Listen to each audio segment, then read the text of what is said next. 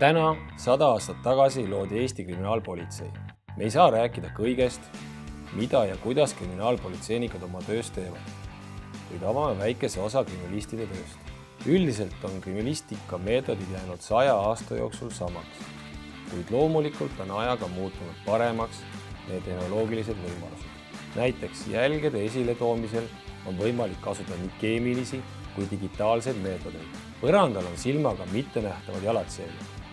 Tänaste teadmiste ja oskustega tõime need esile ning jälg kopeeritakse selatiintõmmiskirjale.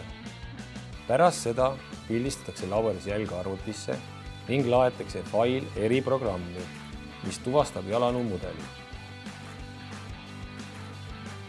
Nüüd näete liimkapis musta kilekotti.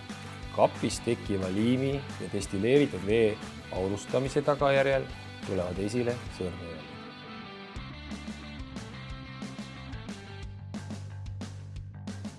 Kilekott pritsitakse kapist võttes lahusega, mis muudab sõrmejäljed UV-valguses paremini uuritavaks. Loomulikult saab jälgi võtta vanal heal klassikalisel moel ehk daktyloskoopilise pulbriga. Head kriminaalpolitsei 100. aastapäeva!